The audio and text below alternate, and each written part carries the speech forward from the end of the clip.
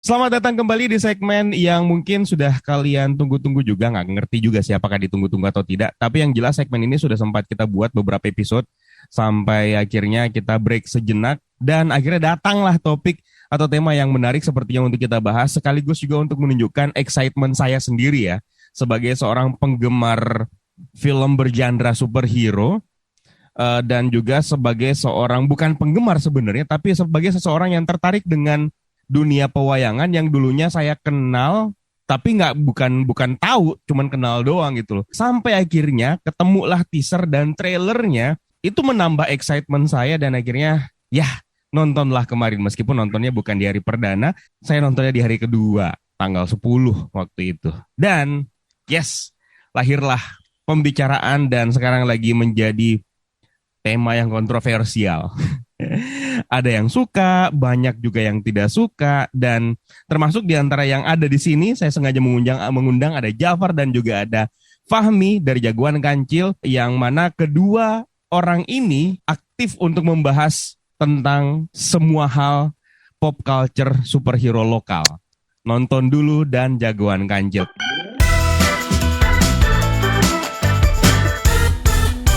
Selamat buat Fahmi, 11.000, nggak nyangka. Tuh, 11.000. Nggak nyangka. Nonton dulu juga harus nyusul dong.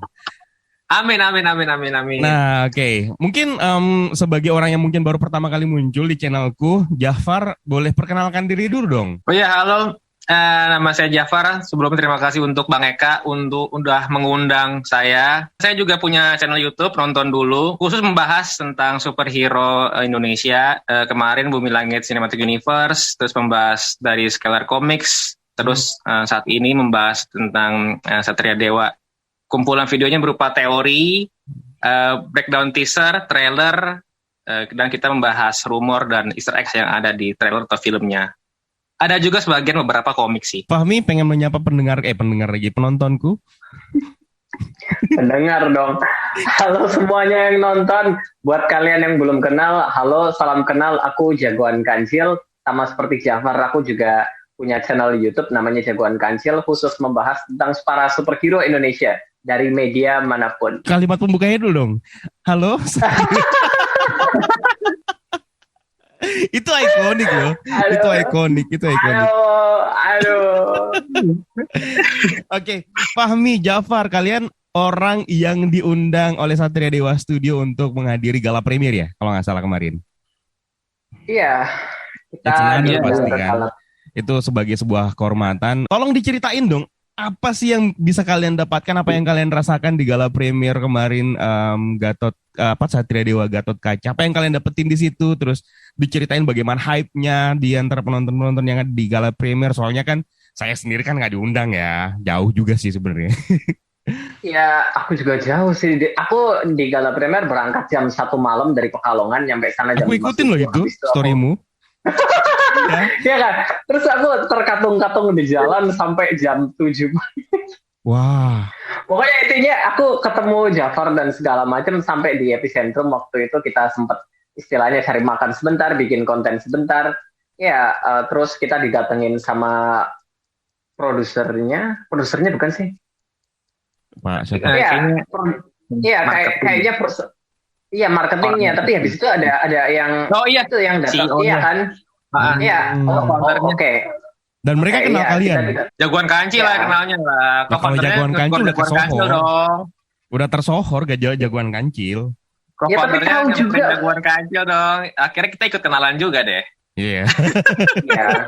Ya pokoknya gitu kan. Terus ada tempatnya dibangun gitu kan. Terus mereka juga ngebangun beberapa, ada action figure di situ, ada beberapa figur juga di situ, ada medali Brajamusti dan segala macam, ada tempat buat foto, red carpet. Sebelum kita lanjut, ini untuk kalian yang pengen nonton konten ini, meskipun kita berusaha untuk menghindari spoiler, cuman kalau kita keceplosan, mendingan saya kasih spoiler warning aja. Iya. Tapi kita takut usahakan keserempet ya.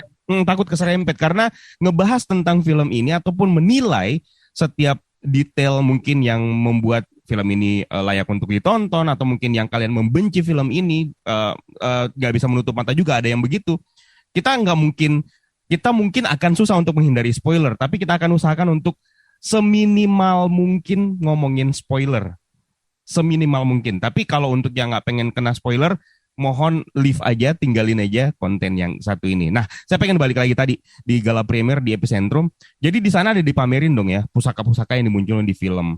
Apakah ada juga pusaka-pusaka yang harusnya ada di film dan dimunculin di situ tapi tidak dimunculin di trailer? Seperti misalnya medali bla bla bla bla itu?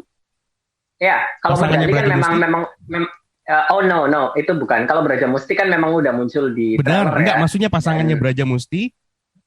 Aku nggak lihat itu sih. Aku nggak lihat itu sih. Aman dong berarti ya. Tapi sebenarnya begini loh, pasangan Braja Musti itu kan ada di baliknya ya, dipasang. Benar. Itu membentuk satu pusaka yang utuh gitu kan. Tapi yang waktu dipasang di situ sih, yang waktu dipasang sih bentuknya kayak gini, kayak ditidurin gitu kan. Jadi kita nggak bisa lihat di dalam kaca juga, kita nggak bisa lihat itu baliknya kayak gimana sih. Cuman mungkin ada di baliknya. Jadi ada beberapa pusaka juga sih yang bahkan nggak muncul di filmnya secara utuh. Soalnya gini, saya agak terganggu ketika nonton, untungnya saya sudah nonton ya. Saya agak terganggu dengan ketika nonton kontennya, sorry ya, bukan bermaksud untuk hate ya. Ketika nonton konten ngobrol-ngobrolnya Ernest Prakasa baru-baru ini di channelnya Ernest Prakasa, itu obrolannya ada spoilernya. Maksudku filmnya masih tayang gitu loh. Sayang aja, apalagi jujur aja ya. Sebentar sebelum saya kasih Jafar kesempatan untuk ngomong. Saya taunya dari nonton dulu. Dari Instagramnya, yang ke-reveal akhirnya pemeran yang disembunyikan namanya di trailer itu ke-reveal di film Indonesia.or.id. Kok bisa-bisanya gitu loh, maksudnya? Aku dengar. Padahal itu adalah sebuah potensi untuk menyimpan dan bisa membangun excitement kan. Oke, ada nama yang disembunyikan gitu loh. Ya. Terus ke-reveal di film Indonesia.or.id dan bahkan sinopsisnya pun juga sebenarnya juga agak sinopsisnya sangat revealing. Iya, sinopsisnya terlalu spoiler gitu loh. Jadi maksudku apa nggak ada yang ngawasin itu gitu loh. Yang untuk bagian itu kurang bagus. Aku nggak. Kurang bagus benar. Selain poster yang sudah dibahas beberapa kali ya, poster Gatot Kaca. Itu jujur nggak banget sih kalau menurutku. Sama seperti Spider-Man kemarin, Spider-Man No Way Home itu nggak banget. Agak kesel sih aku. Apalagi itu karakter favoritku dari keseluruhan karakter Marvel. Jadi ya. Iya. Nah, sekarang pengen nanya ke Jafar dulu nih. Sebagai orang yang kalau aku lihat ya di postingan, kalau Jagoan Kancil kan udah lumayan beragam banget tuh informasi-informasi yang ada di situ mengenai pop culture lokal. Kalau nonton dulu sendiri, aku pernah ngelihat satu komentar di nonton dulu. Asal posting, yang penting ini leak sembarangan sama posting itu. Maksudku, emang kamu dapat leak itu seperti itu dari mana sih, Jafar? Saya juga agak penasaran gitu loh, karena Jafar punya beberapa foto leak yang menarik. Ini nggak asal posting sebenarnya nih orang ini, seperti yang di kolom komentar yang nge-hate Jafar ini. Itu dapat dari mana, Far? Baca ya, Bang? Saya itu pengikut kalian, follower kalian. Sebenarnya sih kalau kayak leak itu sih, kalau untuk kayak leak sebenarnya leak itu kan bukan untuk membocorkan atau apa. Ini sebenarnya ngebangun hype, karena kita ngebangun hype superhero Indonesia ini kan sangat sulit nih, Bang. Betul. Apalagi kalau misalkan kayak Bumi Langit, orang tuh lagi hype-hype-nya nih gitu kan, makanya sempat terinfeksi dengan corona gitu kan. Kalau aku sih mungkin munculin kayak leak itu beberapa mungkin sebenarnya sih untuk membangun hype sih, dan nggak ada informasi di situ sih sebenarnya. Cuman yang aku dapetin ya adalah gitu mungkin beberapa, dan maksudnya dari orang dari ini. Cuman memang sebenarnya poinnya sih sebenarnya ya tujuannya sama sih. Aku di sini sih sebenarnya kalau kayak kadang suka bikin konten yang munculin leak kayak gitu-gitu sih sebenarnya sih cuma untuk nge-hypein aja. Sebenarnya ini proyeknya jalan semua, Bumi Langit ini jalan. Skylar Comics lagi jalan gitu kan. Terus ya Satria Dewa udah duluan nih gitu kan. Ini loh leak-leaknya kadang ini loh. Nih gue kasih lihat sedikit deh gitu, maksudnya kayak gitu. Biar ternyata memang lagi jalan, bukan kayak mati di tempat aja kayak gitu sih. Dan sebenarnya saya setuju dengan apa yang kalian lakukan gitu loh. Leak-leak seperti itu memang ngebangun hype gitu. Terlalu terlalu introvert sebuah rumah produksi pun juga sebenarnya nggak begitu bagus. Karena Nggak apalagi begitu bagus. untuk industri yang baru mau memulai seperti kita di Indonesia kan kita baru punya berapa coba film-film. Iya. Kan kalau untuk semestanya kita baru punya, ini sudah semesta yang keempat ya, kalau kalau nggak salah ya, sudah semesta yang keempat. Ada Wiros, ada 212, ada Skyler dari Valentine. 212 masih belum bisa dibilang semesta sih. Udah sih sebenarnya kalau aku bilang sih itu udah kebentuk semesta karena iya sih. Cuman karena dia gitu. sudah masuk ke dalam sebuah franchise meskipun pengembangannya masih ketunda sampai sekarang. Jadi aku tetap menganggap itu sebagai sebuah semesta lain karena dia berhasil, dia diambil dari basisnya, diambil dari novel karya Bastian Tito. Dan itu ranahnya luas, yang mau diangkat ke cinematic universe pun itu luas banget. Banyak banget yang bisa dibahas di situ, hanya saja marketnya mungkin memang belum, agak susah untuk dicari di Indonesia karena itu kan dari tahun berapa coba Bastian Tito karyanya, novel-novelnya. Saya aja baca itu di sekitar tahun berapa gitu. Satria Dewa Universe ini adalah semesta yang keempat kalau hasil hitunganku, nggak tahu kalau ada semesta yang lain. Untuk urusan cinematic universe yang di layar lebar ya, kita kesampingkan dulu yang ada di TV. Karena di TV ada banyak juga. Panji Millennium, Saras 008, apalagi. Banyak kalau di TV juga kalau mau dihitung sebenarnya. So, itu hal-hal yang perlu dilakukan untuk nonton dulu, juga untuk Jagoan Kancil. Dan jujur aku sebagai seorang kreator yang sering membahas pop culture, terbantu dengan channel-channel kalian, terbantu dengan konten-konten kalian di Instagram dan di YouTube gitu loh. Dan bahkan serius, dan bahkan saya tahu dimensi Patala itu dari nonton dulu, terus saya tahu basis cerita dari Gatot Kaca ini dari channelnya Jagoan Kancil. Basic ceritanya tahu, dan akhirnya memperdalam sendirilah sampai akhirnya bisa dengan pede nge-breakdown trailernya Gatot Kaca. Itu sebuah effort yang luar biasa untukku. Nah sekarang kita beralih ke Gatot Kaca ini yang pengen kita bahas. Mungkin kalian adalah orang yang sebenarnya udah diwanti-wanti sama Fahmi sih. Kita bakalan beda pendapat deh kayaknya. Kan kemarin sempat bilang begitu. Aku benar-benar excited dengan film ini. Cuman kenapa bisa hari kedua? Karena di hari pertama itu memang benar-benar nggak bisa. Sampai akhirnya di hari kedua karena emang pas menjelang ini kan mau liburan. Karena kan aku juga kerja. Hari kedua masuk di bioskop. Oh my god, nggak sampai sepertiga bioskop keisi. Nggak sampai sepertiga. Dan mungkin itu juga salah satu yang membuat cinema experience-ku itu agak rendah ya, karena nonton ketika bioskop penuh dengan nonton ketika bioskop cuman jumlah penonton sedikit, itu agak berbeda juga kan. Itu harus aku akui. Bagaimana hype-nya di daerah kalian? Kan kalau Fahmi udah nonton di Pekalongan kan? Udah nonton kan? Jafar udah pasti di Jakarta. Kalau di Pekalongan sih jangankan superhero lokal ya, untuk superhero barat pun emang nggak pernah penuh. Penontonnya untuk entah itu film DC atau Marvel, memang bioskopnya jarang penuh kalau di sini sih. Satu-satunya pengalamanku yang lihat benar-benar bioskop penuh kalau nggak salah waktu dulu film Dilan.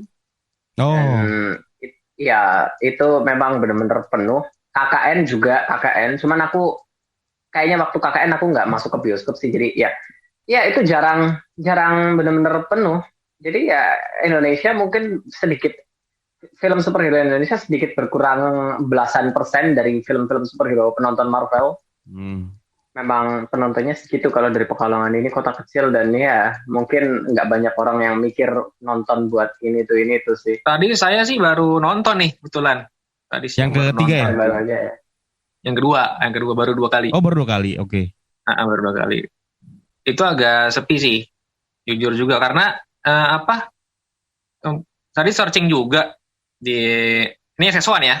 Entah kalau di Cinepolis dan lain-lain nggak tahu deh. Cuman kalau di SS1 emang teaternya Gatot Kaca itu sekarang kebagiannya tuh yang teater-teater kecil, bukan kebagian teater yang besar gitu. Jadi kalau di Epicentrum sekarang udah nggak ada nih. Udah nggak ada, Epicentrum udah nggak ada, udah di take out. Terus di Kota Kasablanka yang termasuk teater besar juga, yang agak mahal itu juga cuman per hari itu cuma 2 teater doang. Wah, parah. Kita kenapa nih? Makanya pengen ngobrol nih sama Satria Dewa Studio gitu ya. Misalnya pengen ngobrol, ini kan tanggal 9 Juni kan baru itunya rilisnya kan. Ini kan sekarang baru tanggal 13 kan? 13. Maksudnya ini baru berapa hari? Belum seminggu belum sih? Kayaknya belum sampai. Tapi dari awal pun memang banyak yang DM aku katanya, Bang di bioskop sini kok belum tayang. Bang di bioskop sini ada 6 bioskop tapi cuma tayangnya di 1 doang. Ada banyak banget komentar kayak di hari pertama tayang. Aku juga ngerasain waktu di Pekalongan, di sini ada 2 bioskop, yang satu dekat rumahku dan yang satu jauh banget. Dan yang tayang yang jauh rumahku. Iya, yang dekat rumahku nggak tayang. Jadi aku benar-benar langsung ke sana kemarin jauh sih, ya. Makanya itu benar-benar dari hari pertama sih, bukan karena penonton sedikit terus dihentikan tayang di bioskop. Itu dari awal-awal memang penonton layarnya memang mungkin udah porsinya seperti itu. Cuman kan karena sayang aja sih, karena experience-nya kan akan berbeda nih, karena kita nonton dengan kalau teater yang besar dengan Dolby Atmos kan, kalau misalkan di SS1 dengan teater besar itu kan ya kita bisa nikmatin CGI-nya, scoring musiknya, yang menurutku juga itu hal-hal positif dari film Satria Dewa Gatot Kaca gitu. Cuman kayak tadi nonton di teater-teater yang kecil gitu, yang ya udah gitu, maksudnya apa kebagian memang dari awal memang udah diporsin teater kecil aja gitu. Nah, tahu juga sih gitu. Ini jadi kayak ibarat apa ya? Kalau aku bilang sih ini jadi seperti anomali gitu loh. Film ini kita tahu budgetnya itu 24 miliar. Masa iya gak ada maksudnya gak cukup budget untuk membuat film ini bisa ke distribusi ke banyak bioskop gitu loh. Tapi sebelum dari situnya juga sih sebenarnya adalah tadi sempat komen di kontennya Fahmi, film ini hype-nya itu nggak ke-build sejak awal. Yang bisa diingat dari film ini sebelum tayang hanyalah masalah CGI doang gitu loh. Apa nggak ada yang lebih bagus lagi untuk diobrolin selain CGI? Sampai-sampai aku tuh ketika melihat reaction rata-rata orang semua ngomentarin CGI-nya. Maksud gue film itu nggak cuma sekedar it's not all about CGI. Ada banyak hal dalam satu film itu kenapa nggak dibahas? Seperti misalnya, aku jujur saja dalam ini pengen berbagi ya. Ketika aku breakdown, aku justru lebih tertarik dengan silsilah keturunan Pandawa dan Kurawa yang sempat diperlihatkan di trailer kan, dan akhirnya dilihatin di filmnya juga. Maksudku ada banyak hal yang bisa diobrolin selain sekedar CGI doang gitu loh di film ini. Menurut kalian gimana? Apakah hype ini memang berhasil terbangun sejak awal atau dan kira-kira apa yang menyebabkan kenapa kok kayak kurang gitu loh? Aku juga nonton channelnya Fahmi ketika dia ngebahas tentang Satria Dewa Gatot Kaca, viewersnya juga gak seberapa. Maksudku kok agak kasihan ya, kok ada yang sesuatu yang gak berhasil ya yang dilakukan oleh tim marketing. Sorry itu tim marketingnya Satria Dewa Studio agak kurang kreatif nih untuk masalah promo seperti ini. Gimana ya? Emang dari awal sih, bukan. Ini kan sempat ada pergantian tim juga kayaknya dari Satria Dewa Studio ya. Dan ini memang sejak awal, dari sejak tim pertama juga memang problemnya begitu gitu. Aku lihat gitu kan. Ada sesuatu yang membedakan antara ini dengan yang lain-lainnya juga sih. Mungkin gini, pihak Satria Dewa Studio ini kan benar-benar PH baru ya. Satria Dewa Gatot Kaca ini film mereka yang pertama. Dan mereka sedikit memulai, mereka memulai semuanya dari nol, dari mulai filmnya Satria Dewa Gatot Kaca dan yang lain-lainnya, dari komik juga. Komik itu kan bisa dijadikan media promosi juga ya kan? Betul sekali. Tapi komik mereka belum ada, dan sebenarnya dari game juga bisa. Sama seperti misalnya bukannya dasar komiknya ada dari Era Kosasi? Oh beda dong, dong. Itu nggak diambil, kalau Kosasi itu kan dari situ. Oh kalau Era Kosasi itu kan memang dari cerita wayang biasa gitu kan. Betul. Oh no, Era Kosasi itu mengambil cerita Mahabharata India, ya. Oh, oke. Bukan cerita wayang. Oh, oke. Jadi IP mereka itu kan bukan Gatot Kaca. IP mereka itu adalah Yuda dan Satria Dewa Gatot Kaca. bukan Gatot Kaca itu. Soalnya Gatot Kaca kan IP publik kan. Betul. IP publik dengan kostum yang kita tahu di wayang. IP mereka itu adalah Satria Dewa Gatot Kaca dengan kostum yang kita lihat di film. Betul. Dan Yuda. Nah masalahnya ini, IP ini gitu loh yang belum ada komiknya dan segala macam, belum ada dijadikan media promosi. Kalau misalnya kita bicara soal game juga, Wiro Sableng kerjasama dengan AOV. Ya kan? Yeah. Itu bisa dijadikan media promosi juga untuk para gamer. Bumi Langit bekerja sama dengan para beberapa PUBG. Tempat seperti Lokapala, PUBG dan segala macam gitu kan. Sementara pihak Satria Dewa justru ingin membuat game mereka sendiri, Battle of Satria Dewa, yang artinya mereka harus mulai dari nol lagi, baik dari untuk promosi gamenya gitu loh. Yang artinya ya agak susah dijadikan media untuk mempromosikan filmnya juga. Iya, memang untuk membangun universe gitu, untuk bangun pondasinya memang challenging sih, memang sulit karena pasti yang yang ditonton itu padat gitu. Itu kejadian juga di film Gundala kemarin kan gitu. Cuman Gundala ini berhasil dari segi marketing promotionnya yang akhirnya dia bisa achievement untuk targetnya kan gitu kan. Kalau Satria Dewa ini kemungkinan sih apes, bagian dari apesnya COVID sih Bang. Kalau menurutku. Ya betul, iya. Ini tuh baru bangun, jadi KKN ini triggernya. Cuman KKN ini kan memang film yang mayoritas orang-orang Indonesia suka nih. Apalagi ada adegan plus-plusnya nih, ibaratnya ada adegan segala macam. Ini kan orang Indonesia senang sama horor kayak model begituan gitu kan. Ya ini bagian apesnya sih. Tuh. Karena juga udah di deadline bahwa tanggal 9 Juni ini udah hadir di bioskop, sedangkan bulan sebelumnya itu muncul trailer kan, official trailer gitu kan. Yeah. Itu juga agak merapat sekali gitu Bang. Nggak jauh-jauh hari, karena either mereka jauh-jauh hari pun itu kena sama protokol COVID sih gitu. Jadi serba salah juga, karena mereka nggak bisa juga mereka mempromosikan di online di channel YouTube kayak gitu-gitu. Mereka harus adain press release event kayak gitu, kayak model-model kayak gitu. Mereka harus build event, mereka harus ke radio untuk untuk promosiin film mereka yang akan tayang kapan tahu, gitu, entah dimanapun gitu. Aku juga hadir tuh waktu penayangan official trailernya sebulan sebelum filmnya tayang. Bareng Jago Bumi kan? Itu juga, iya, itu event pertamanya mereka gitu, yang besar ya, event pertama mereka yang besar gitu. Memang cukup ramai, cuman itu 2 hari kan. Cuman maksudnya ini terlalu mepet banget sih. Kalau aku pribadi kayak, mepet banget nih gitu. Filmnya tayang bulan depan cuy gitu. Iya, betul. Sorry, mereka ada di Jakarta Toys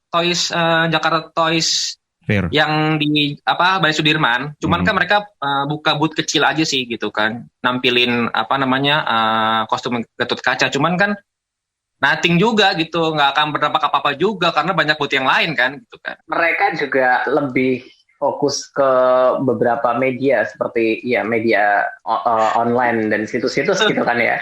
Mereka kurang mendekatkan ke beberapa fandom superhero misalnya, karena kan mereka ini film superhero gitu kan. Bener banget. Bukan untuk menyuruh mereka memberikan review bagus. Aku nggak bicara tentang itu karena aku nggak dibayar buat bikin review bagus ya kan. Cuman setidaknya mendekatkan untuk mempromosikan, misalnya upload posternya, upload trailernya, atau memberikan pengumuman, ini film udah tayang sekarang loh. Ada banyak sekali media-media seperti yang membahas superhero pada umumnya kan, entah itu di YouTube, entah itu di Instagram, entah itu di Twitter, entah itu di TikTok, yang sekarang semua dikuasai sosial media kan untuk remaja zaman sekarang. Apalagi ini filmnya memang mengarah ke remaja. Harusnya sih lebih mengarah ke sana promosinya. Setidaknya para penggemar ini diambil caranya sama Wiro Sableng. Waktu itu belum ada TikTok kan ya. Aku justru tahu film Wiro Sableng dari mereka-mereka yang biasa membahas tentang DC Marvel, karena kan aku dulu belum ada dong yang ngebahas tentang superhero lokal dong. Iya betul. Belum ada. Dan waktu itu aku ngelihat ya dari fanpage yang suka ngebahas tentang DC dan Marvel, aku lihat karena mereka tiba-tiba ngebahas tentang Wiro Sableng. Aku shock, kaget. Loh, Wiro Sableng mau dibikin film? Dan ada yang komen, ini udah dari pengumuman setengah tahun yang lalu tahu. Oh, setengah tahun yang lalu, udah lama ternyata. Dan aku baru tahu gara-gara fanpage-nya DC Marvel itu. Jadi ya harusnya sih mengarah ke arah sana juga. Otomatis toh itu genrenya sama film superhero kan. Kalau mereka yang follow akun-akun tersebut harusnya sih bisa lebih tertarik dengan, ya kurang disebarluaskan ke arah yang sana sih. Aku tahu sih beberapa media seperti situs, mungkin aku nggak mau kan sebut nama-namanya ya, cuman ya itu lebih ke general public ya, yang belum tentu bakalan nonton filmnya juga. Betul. Jadi sangat disayangkannya begitu. Agak pemikirannya, ini soalnya udah bukan eranya ke sana lagi, orang-orang yang biasa lihat tentang berita tentang kasus-kasus apa, gosip-gosip artis, terus tiba-tiba ada informasi tentang film Satria Dewa Gatot Kaca, belum tentu mereka tertarik buat nonton filmnya. Justru harusnya lebih mengarah ke fanpage yang memang untuk para penggemar superhero langsung gitu loh. Ya, menurutku gitu sih. Aku sempat lihat kemarin sebelum Gundala tayang, Joko Anwar itu tampil di Close the Door. Joko Anwar. Terus dia kan pakai kaos t-shirtnya Gundala. Itu adalah salah satu bentuk promo melalui media sosial dan itu efektif gitu loh. Belum lagi, kalau nggak salah, ada beberapa YouTuber ternama yang bikin konten tentang Gundala. Seperti misalnya Tim Tuan, Chandra Leo. Meskipun memang udah agak turun, tapi dia punya kekuatan, dia punya traffic, dia punya massa di media sosial. Dan itu sepertinya yang tidak dimanfaatkan oleh Satria Dewa Studios gitu. Mendekati mereka-mereka yang punya nama besar, yang punya massa, untuk nge-build hype itu. Makanya sampai keteteran lah karena lebih mengandalkan, harus gue bilang mereka seperti terlalu percaya diri mengandalkan media-media konvensional yang sekarang mungkin sudah tidak works lagi untuk bukan tidak works juga sih sebenarnya. Lebih ke kalian harus lebih kreatif gitu loh untuk mempromosikan produk ini ke media-media sosial yang terutama yang sekarang lagi booming adalah di TikTok. Udah bener sih ada beberapa yang kulihat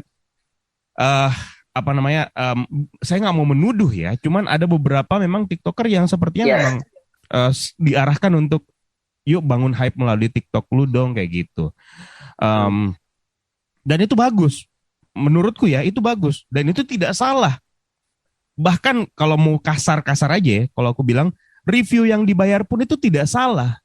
Itu adalah salah satu cara mereka untuk nge-build hype gitu loh. Aku akan masuk ke poin itu dulu untuk sekarang.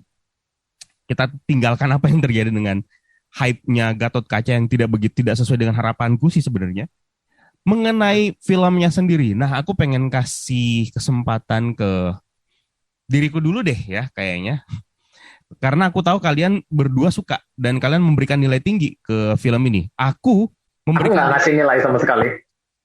Yes, benar. Tapi dari penilaian lebih banyak bagusnya, ya kan? Setuju kan? Lebih banyak bagusnya. Nah, aku lebih banyak tidak bagusnya. Bukan berarti saya sendiri untuk mencari masuk ke bioskop untuk mencari kesalahan, tidak. Cuman ada beberapa hal yang aku rasakan pada saat nonton film ini. Kita mulai dari baiknya dulu deh ya. CGI yang aku khawatirkan sejak awal itu nggak terjadi itu.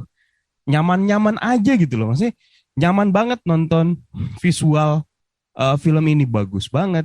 CGI-nya itu worth. Seperti misalnya pertarungan udara Gatot Kaca dan Gatot Kaca dan Aswatama Palsu. Kelihatan banget itu di set menggunakan CGI.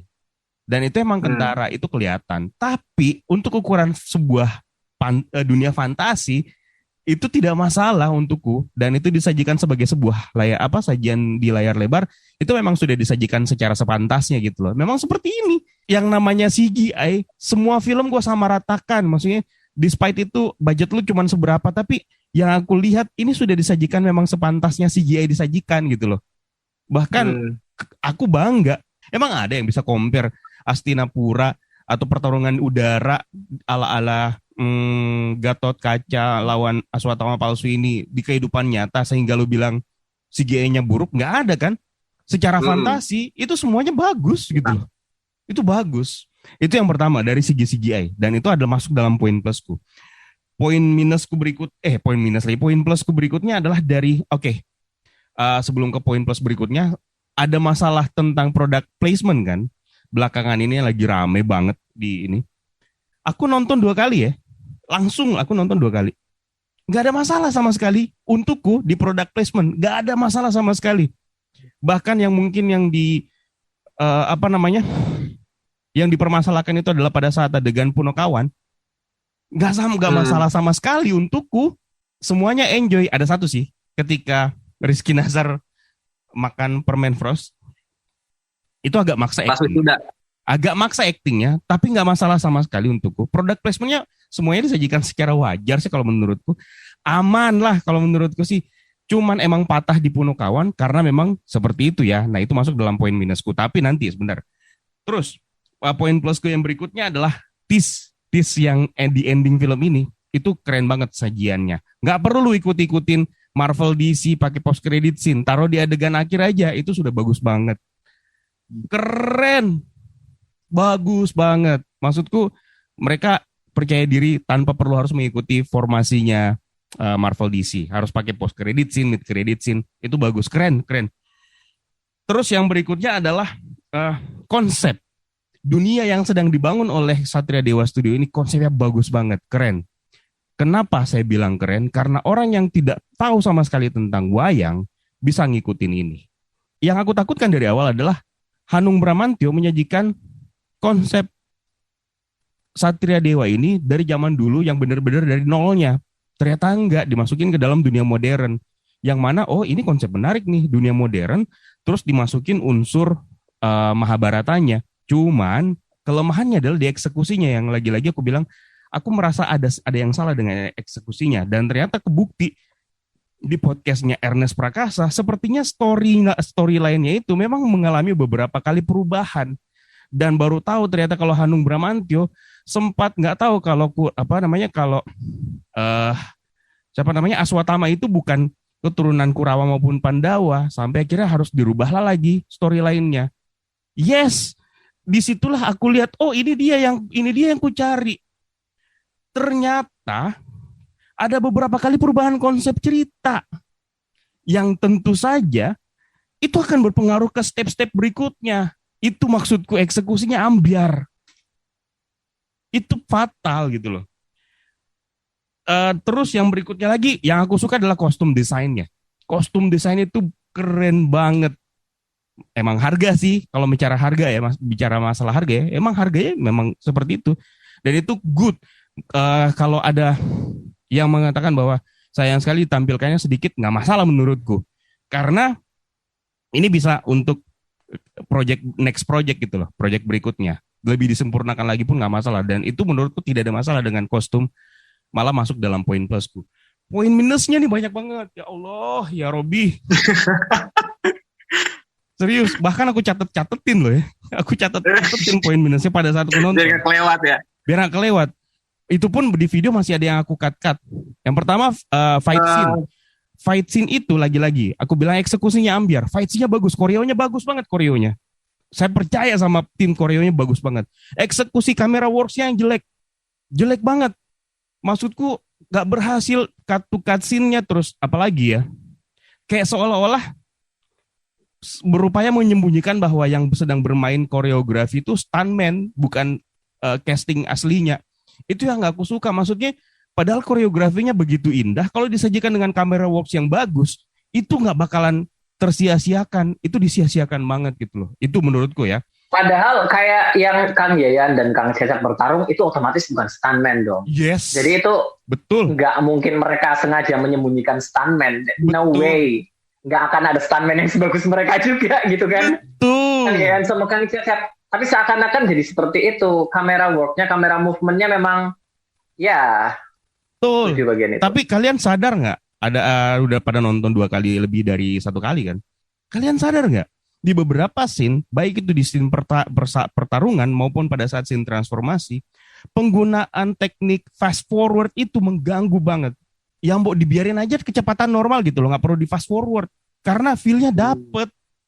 Feel-nya dapet itu ngeganggu. Dan itu makanya aku bilang eksekusinya lagi-lagi ambiar di situ. Yang berikutnya adalah makeup. Masalah banget buat gue makeup. Pandey di masa lalu dan di masa sekarang rambutnya kagak berubah. Masa iya?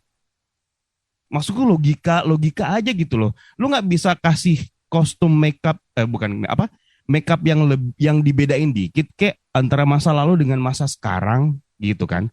Itulah kenapa pada saat breakdown agak ragu juga nih apakah ini ada 2 timeline yang disajikan secara berbeda atau cuma 1 timeline aja. Ternyata emang bener ada 2 timeline. Cuman Pandeganya ini wujudnya sama banget. pada saat di masa dulu dengan masa sekarang. Maksudnya nggak menua ya? Menuanya sih nggak masalah. Rambutnya stylenya juga Jafar. sama. Stylenya sama. Jadi seakan-akan dari adegan ini langsung maju ke adegan itu nggak pakai perubahan. Nah itu maksudku harusnya ada perubahan. Harusnya ada perubahan gitu loh. Itu eksekusi, lagi-lagi ini masalah eksekusi ya, bukan masalah selera loh. Ini masalah teknis yang aku sadari. Terus kalau masalah storytelling sebenarnya nggak masalah sih, cuman agak keteteran aja di bagian dialog menurutku. Kenapa aku ngerasa ini seperti FTV? Karena dialognya FTV banget. Gini loh, sorry tuh saya, mungkin ini yang akan banyak perdebatannya. Dialog FTV, kenapa aku bilang dialog FTV? Satu yang paling aku ingat, sorry to say harus spoiler dulu. Pada saat seseorang mati, seseorang yang lainnya sedang ini, please jangan tinggalin aku please, nggak dapet. Padahal itu bisa bagus di bagian story, padahal itu bisa bagus. Oh iya, bagian apa namanya narasinya. Cuman sekedar itu doang sebenarnya. Makanya aku bilang itu sering banget aku lihat di serial tayangan sinetron maupun TV. Kalimat yang keluar itu, kelontar itu gitu loh. Itu kenapa aku agak komplain di situ. Padahal ini bisa disajikan dengan bagus. Padahal itu sepele loh, sepele banget. Nah itu komedi. Ini mungkin aku sepakat sama jagoan Kancil. Komedinya nggak banget dan aku bahkan sempat kalau bisa kenapa nggak peran Punokawan itu gantiin Queen. Jadi Punokawan itu jangan dibuatin sesi berbeda sama seperti di wayang, karena itu tidak works untuk sebuah film. Lebih baik mereka secara kreatif memasukkan Punokawan ke dalam plot cerita. Itu lebih works. Untuk jadi tim Yuda lah ya. Awalnya juga saya kira begitu sih, bakal begitu. Ternyata enggak. Iya, ternyata dikasih kayak konsep wayang, diplek-plekan, diadaptasi seperti itu. Maksudku, ya Allah kurang kreatif banget sih. Masukin di plot. Tapi aku suka kok itu, aku suka banget, unik banget itu, berasa kayak nonton orang-orang. Fahmi, gue setuju. Kan aku bilang, scene terbaikku di film ini adalah Punokawan. Ya, aku berharap sih jujur, meskipun itu agak nekat dan terlalu, nekat banget gitu kan.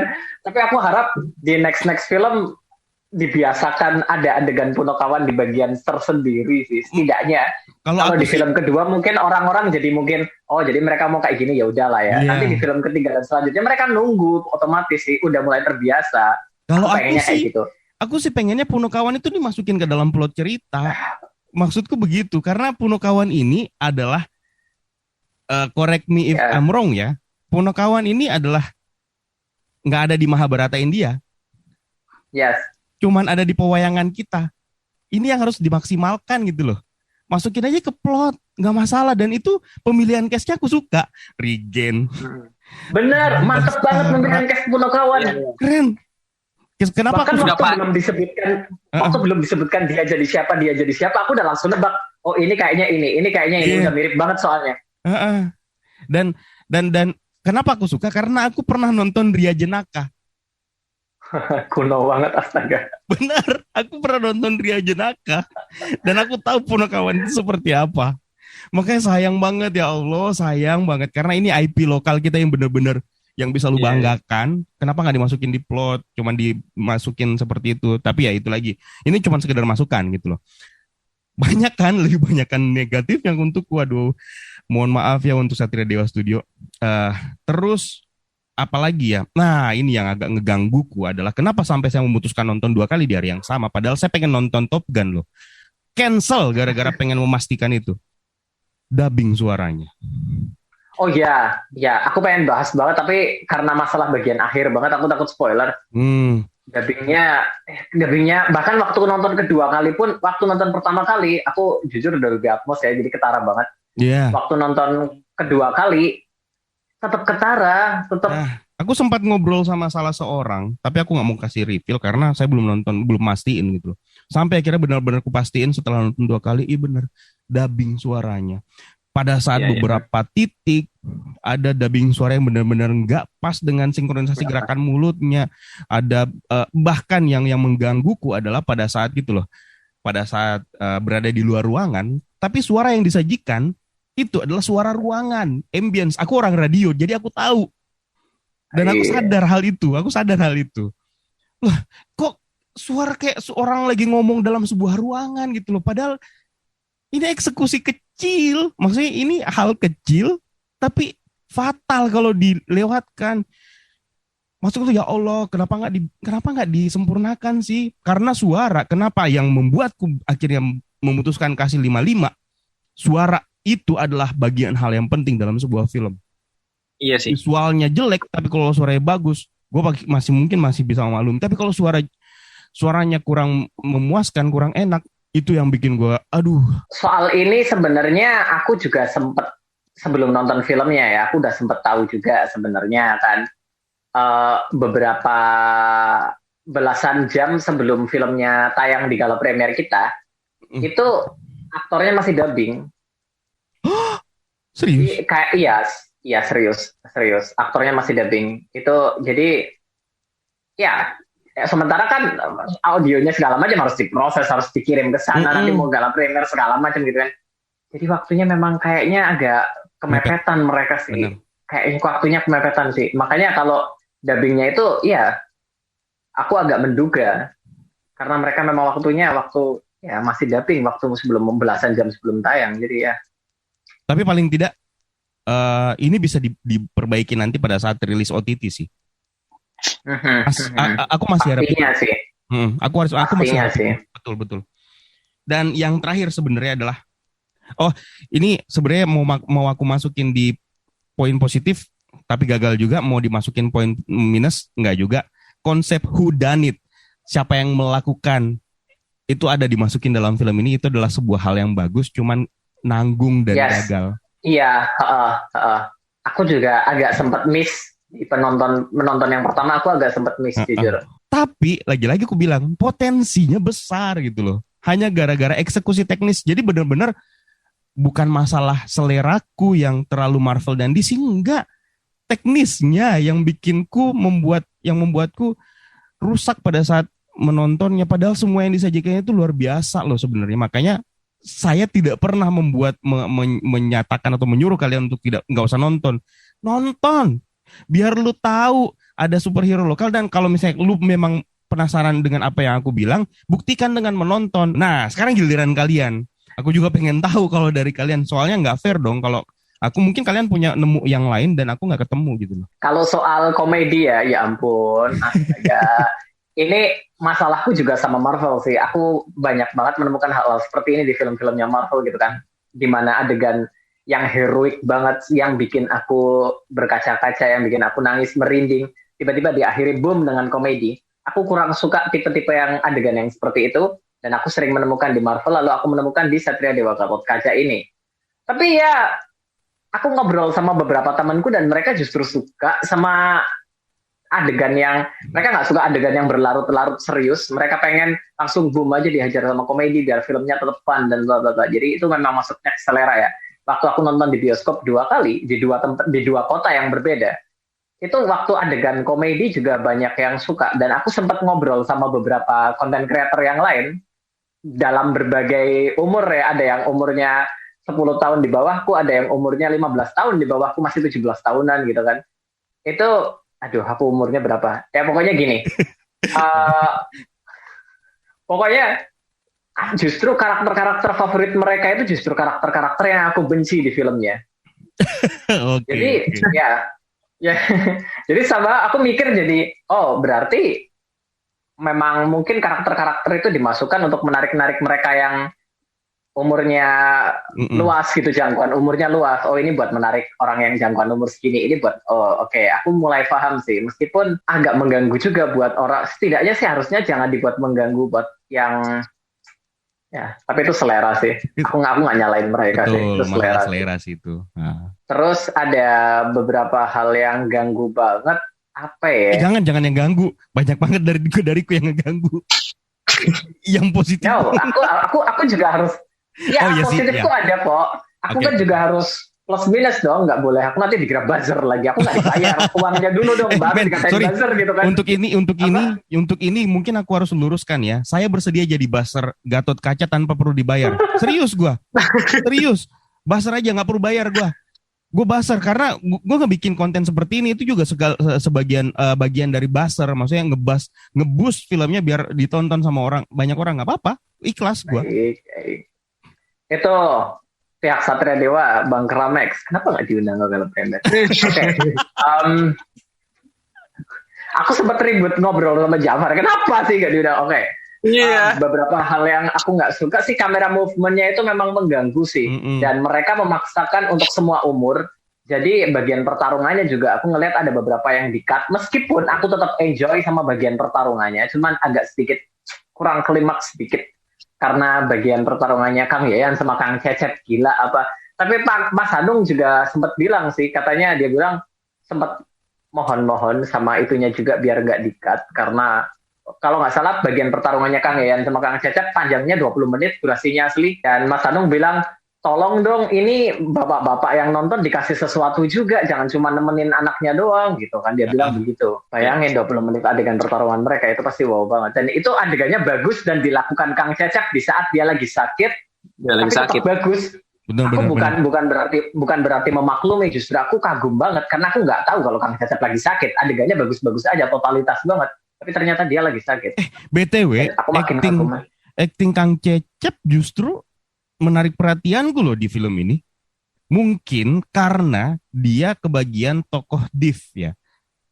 Ya, nggak ada dubbing segala macam. Benar. Jadi untuk itu bahkan aku ngerasa emosinya dia loh. Ngerasain meskipun dia div, tapi aku ngerasain emosinya dia. Serius. Ngerasain banget emosinya dia. Dibandingkan, mohon maaf, aku juga suka sama Sigi Wimala, tapi aku nggak ngerasain itu sama Sigi Wimala, padahal aktingnya dia terlalu dramatis kan dalam film ini. Tapi aku justru nggak ngerasain chemistry dengan Sigi.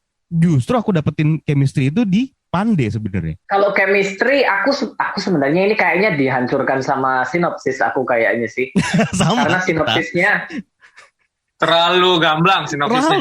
Nih aku ini bisa ini boleh masuk kategori bukan kategori spoiler ya, karena ini kan mereka merilis sinopsis dulu. Benar. Kan ini kita nggak nge-spoilin filmnya, sinopsisnya memang kayak gitu. Jadi kematian Arimbi yang diperankan oleh Sigi Wimala itu ditulis di sinopsis, dan waktu nonton filmnya aku kira itu di adegan awal dong, ya kan? Tapi enggak.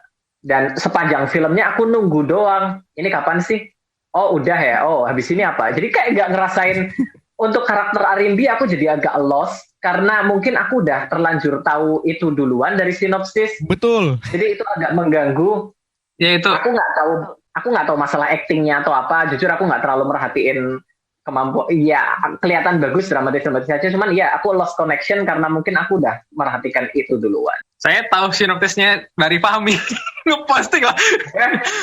Gamblang banget ya. Aku tahu dari Jago Bumi ya. Enak aja kok nyalain aku. Pokoknya aku tahu dari kalian. Pokoknya ini Erlangga yang saya teoriin bakal jadi pemain termasuk ya Erlangga itu. Kok mati, beneran mati nggak nih gitu, dikira kan ini sinopsis prank lah ibaratnya kan. Sinopsis yang nggak kejadian nanti di filmnya kan, bisa ada kayak begitu kan, nanti marketingnya begitu kan gitu kan. Terus nantinya diganti. Ternyata pas nonton filmnya beneran mati Erlangganya ya. Itu juga termasuk salah satu yang disia-siakan karena aku nggak ngerasain chemistry antara Yuda dan Erlangga yang membuat maksud gue Yuda kan terlalu menghormati Erlangga banget gitu kan, yang memang sudah diceritakan sekilas bahwa keluarganya Erlangga ini yang membantu mereka nih dan segala macam. Oh maaf aku takut terlalu jauh gitu kayak gitu kan, cuman chemistry itu nggak dapet gitu loh. Itu yang aku sayangkan banget. Tapi Bang Eka, di Twitter banyak banget yang justru suka sama chemistry-nya mereka berdua loh. Apa? Cewek-cewek semua tapi. Yang mana? Iya cewek. Chemistry mereka berdua. Wajar kalau cewek-cewek suka sama dua-duanya ganteng. Sinasar sama siapa? Sama Sinasar ini. sama? Iya, sama Jerome. Iya, Jerome Kurnia. Jerome Kurnia. Wajar. Tapi aku tidak merasakan itu. Padahal potensial lagi-lagi ya. Aku bilang ya. Plot itu potensial untuk ngebangun pendalaman karakternya si Yuda, tapi nggak dapet. Bayangin yang kenapa yang aku sayangkan, aku nggak nginget ada Erlangga pada saat dia bertransformasi menjadi Gatot Kaca. Maksudnya dalam proses perjalanannya itu. Jadi kayak Erlangga mati udah mati aja. Ya. Mati aja terserah. Udah terlupakan ya. Terlupakan gitu loh. Itu yang nggak mereka boleh ngelupain siapa aja, tapi jangan lupain Erlangga dong. Iya. Tapi aku lupa itu. Maksudnya karena memang gak ada chemistry sama sekali di situ. Ya. Aku juga agak menyayangkan sih karena Jagoannya juga aktor yang sangat baik gitu kan. Dia menang atau masuk nominasi Piala Citra juga kalau nggak salah. Iya. Iya. Kalau aku sih, kalau yang Mbak Eka jelasin tadi ya panjang lebar tuh untuk teknis secara kelemahannya ya memang. Sebenarnya kan ini kan di sutradari sama sutradara kawakan kan seperti Hanung Bramantyo. Jadi ini bukan director yang kemarin sore baru ngedirect film. Betul. Mas Hanung ini kan. Kayaknya sih emang lebih ke itu banyak part-part tuh mereka tuh yang menurutku tuh emang ini udah riuh sendiri, ini udah jelimet sendiri nih. Satu pandemi, terus dia juga pernah curhat tuh Mas Andung pas official trailernya Gatot Kaca. Setelah itu dia ngomong tuh, dia lebih ke curhat sih ke wartawan tuh sebelum premier ya. Dia bilang ini tuh susah banget saya kerja nih. Nah, ini paling susah nih saya semenjak jadi sutradara. Dari dulu ini yang paling susah Gatot Kaca karena saya dari nol lagi belajar, terus ini ada pandemi segala macam, rubah lokasi, terus ya harus kayak untuk meetingnya harus Zoom dulu kayak gitu-gitu, untuk reading skripnya juga harus via Zoom semuanya kayak gitu, dan belum masalah teknis yang ini kan yang belakangan ini sampai dubbing itu pun belakangan kan, jangan kan dubbing, CGI-nya aja mesti di-touch lagi tuh sebelum officialnya itu tayang loh. Jadi pas official trailer yang tayang itu sore, itu paginya masih dibawa ke studio untuk di-touch lagi CGI-nya karena ada yang salah. Aduh gila sih itu. Itu ada yang salah. Itu sih lebih ke part mereka sebenarnya ya kalau Mas Hanung kurang profesional apa sih film-filmnya kan gitu kan. Masalah kayak dubbing nggak mungkin lah dia miss dengan unsur kecil itu gitu. Kecuali kalau kita baru ngeliat saudara yang baru kemarin sore gitu. Cuman aku sih lebih ngeliatnya ke emang cobaan banget sih gitu. Ini film cobaan banget sih. Penuh dengan cobaan banget sih. Ini harus mulai duluan di antara universe yang lain nih. Bumi Langit kan nanti dulu gitu kan. Scarlet Comics masih lama gitu kan. Mau ngeluarin serial dulu. Satria Dewa nih yang harus tancap gas duluan nih. Sekaligus coba pasar kan gitu kan. Tapi hal-hal teknis itu tuh kayak terlewatkan begitu aja sih Bang. Kayak maksudnya, tapi itu sebenarnya jadi poin penting orang-orang yang memang nonton teliti kan kayak Bang Eka. Mungkin orang-orang lain tuh yang banyak penikmat film gitu kan memang jeli banget tuh untuk kayak urusan kayak dubbing kayak gitu-gitu sih. So far memang itu akan sangat menjadi minus gitu kan di film ini gitu. Aku ngerti sih makanya ada penilaian 5,5 dari Bang Eka sih kayak gitu. Tapi cuma memang ini kayaknya kok kasih 5 ya? Iya, aku kasih 5,5 serius. Gara-gara itu. Karena kepuasanku itu ada di audio. Dan masalahnya memang rusak banget. Iya, benar. Apalagi kayak scene terbang itu kan kayaknya ada scene-scene yang kayak nggak perlu ngomong deh pas lagi berantem juga. Kayaknya kalau emang meniru scene Man of Steel kan nggak berantem juga tuh, nggak ngomong juga kan General Sultan sama Superman-nya kan gitu, kayak berantem aja di angkasa gitu kan, nabrak-nabrakin gedung. Ini kayak pakai ngobrol dulu gitu. Nah itu jangan lari loh. Tapi gini loh, untuk adegan itu aku paham juga sih karena karakter itu memang banyak omong kalau di wayang. Aku nggak boleh nyebutin namanya karena kita udah tahu. Karakter wayang itu memang ngeselin dan dia banyak omong, dia takabur, dia suka merendahkan orang lain. Jadi memang worknya memang seperti itu. Kita lihat karakternya itu gitu kan, bener-bener entah dia sebelum berarmor pun memang dia bener-bener banyak omong gitu kan. Itu bisa menghapus poin minusku yang satu tuh, Fahmi. Karena aku ngerti arahnya ke komedi pada saat si Beceng ini bilang, aku belum mati. Sorry ya, agak spoiler, tapi mudah-mudahan spoilernya gak ngerusak cinema experience kalian. Aku belum mati. Maksud gue, gak perlu lu bilang kayak gitu. Lu harus munculin karena lu adalah main villain. Lu adalah main villainnya. Lu kasih tunjuk dong diri lu. Kalau lu adalah sosok yang memang pantas untuk ditakutin gitu loh. Ya, jadi kalau di karakter aku ini kayaknya nggak bisa kalau aku nggak spoiler sih. Nggak apa-apa karena udah dikasih peringatan tadi di awal. Oke, jadi karakter Beceng ini Dursala, dia adalah pangeran dari Dursala. kerajaan Kuru gitu kan. Dia anaknya Dursasana. Jadi sifatnya itu memang benar-benar pangeran yang dimanjakan dan takabur dan segala macam gitu. Dia kayak benar-benar beda sama Pandawa yang hidup dalam kesusahan, dia hidup dalam kemewahan dan segala macam gitu kan. Bahkan bapaknya pun juga sama-sama sifatnya sama-sama hidup dalam kemewahan. Tapi untuk karakter ini memang dia benar-benar seperti itu. Jadi ya dia tinggi hati, dia sifatnya karakternya yang ditampilkan oleh Kang Yayan di sini pasti menurut gue. Iya. Pas banget. Meskipun Makanya agak setelah arah aku ke tahu, komedi sedikit. setelah aku tahu itu tadi dari Fahmi, oh ya pantas dibikin kayak gitu. Oke, itu membuatku terobati sedikit gitu loh. Oh gitu. Tapi ya. karena ada juga memang beberapa kayak tadi tuh kayak adegan Beceng nyeletuk gitu ke arah komedi nggak ada yang ketawa sih gitu. Mereka tuh lebih ketawanya, ketawa sendiri maksudnya lebih bukan ketawa ketawanya mereka ngelihat produk placement, Yupi gitu tadi tuh, Yupi terus lebih ke situ sama paling adegan Yuda sama Agni itu mereka kayak itu sama CGI sih, kayak pertarungannya mereka tuh kayak orang gitu-gitu sih aku dengar kan. Oke. Soalnya ini karena nonton kedua kali, jadi kita sambil perhatiin orang-orang nih Bang gitu. Jadi kan iya benar. Oke. Apalagi pas adegannya Bang Yayan sama ini kan Cecep kan kayak gitu kan. Terus, wih ini dia nih kayak gitu-gitu. Tapi kayak adegan Beceng yang kayak gitu. Makanya ini maksudnya sebenarnya mereka apa sih si Beceng ini? Kalau memang di Dursala kan ada orang beberapa kan dan mungkin mayoritas banyak yang nggak tahu kan gitu kan bahwa adegan ini. Cuman kayaknya kalau menurut aku pribadi sih kayak kurang tepat juga sih kalau kayak adegan yang kayak ala-ala Man of Steel-nya tuh dirubah ke arah yang ada suara ala Dragon Ball dong, itu kan Dragon Ball banget sebenarnya. Tapi Man of Steel dan Dragon Ball itu satu style loh, jadi emang nggak salah sih kalau mau dimirip-miripin emang nggak salah karena satu style sebenarnya Man of Steel dengan Dragon Ball. Inspirasi dari sana kayaknya. Pertarungannya itu terinspirasi dari sana juga. Dan ya itu sih kayak gitu, jadi ya. Cuman dan dubbing pun aku juga merasa juga ini agak kurang ya gitu, Cuman entah ya penonton lain tuh nanti pengalamannya bagaimana tuh, apakah mereka itu sesuatu yang cuman kan nanti mungkin lebih baik kalau ada kayak begini kan dari kita kritik dari ya konten kreator terutama kan yang bahas seperti ini kan yang nggak dibayar lagi kan gitu kan, maksudnya mungkin jadi bisa next lebih baik lagi gitu. Hal-hal sebenarnya kecil yang udah mepet nggak diberesin, udah keburu kejar deadline tanggal 9 harus tayang, bisa diberesin dulu deh gitu.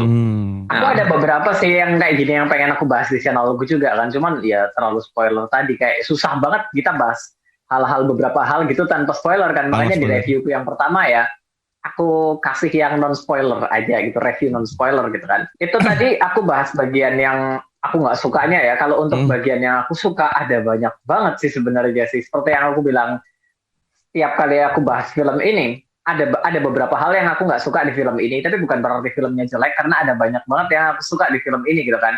Kayak dari segi properti, kostum, topeng, medali dan segala macem gitu kan.